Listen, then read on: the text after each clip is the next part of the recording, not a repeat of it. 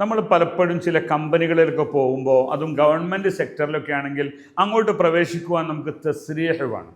ഇത് തസ്രീഹ് എന്ന് പറഞ്ഞാൽ അലൗഡ് പേപ്പറിനാണ്, അല്ലെങ്കിൽ അലൗഡ് ആക്കിയതായ ആ സർട്ടിഫിക്കറ്റിനാണ് തസ്രീഹ് എന്ന് പറയുക. പലപ്പോഴും നമ്മുടെ കയ്യിൽ ഇതുണ്ടെങ്കിലേ കയറാൻ പറ്റുള്ളൂ. അപ്പോൾ നമ്മൾ അകത്തേക്ക് കയറുന്ന സമയത്ത് അവർ ചോദിക്കുക എന്തൊക്കെ തസ്രീഹ് എന്ന് ചോദിക്കും. അപ്പോൾ നമ്മൾ ചോദിക്കുക എന്താ തസ്രീഹ്.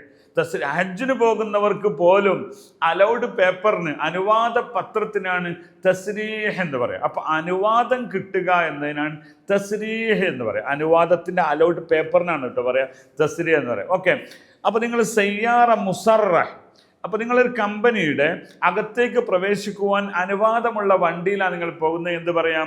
ഹാദി സയ്യാറ മുസറഹ് ദുഖൂൽ. മുസറഹ് അനുവാദ് തസ്രീഹ് ഉണ്ട് എന്ന് പറയും. ഇപ്പോൾ ഹജ്ജ് സീസണിലൊക്കെ മക്കയിലേക്ക് പ്രവേശിക്കുവാൻ സയ്യാർ എന്തായിരിക്കണം? തസ്രീഹിൻ്റെ പേപ്പർ ഒട്ടിക്കണം. അതാ മുസറഹ്, എന്താ പറയുക? മുസറഹ്, അനുവാദമുള്ളത് എന്ന അർത്ഥത്തിന്. അപ്പോൾ ബുതാഖ തസ്രീഹ്, നിങ്ങൾ അകത്തേക്ക് പ്രവേശിക്കുമ്പോൾ അത്തരം സ്ഥലത്ത് എന്ത് കാണിക്കേണ്ടി വരും? ബുതാഖ തസ്രീഹ് എന്ന് പറഞ്ഞാൽ അനുവദിച്ചുകൊണ്ടുള്ള ആ ഒരു കാർഡ് നിങ്ങൾക്കുണ്ടാവണം. അപ്പോൾ അന മുസറഹ്, എനിക്ക് അകത്ത് പ്രവേശിക്കുവാൻ അനുവാദമുണ്ട് എന്നാണ് അർത്ഥം. അപ്പോൾ തസ്രീഹ് മുസറഹ് മനസ്സിലാക്കുക.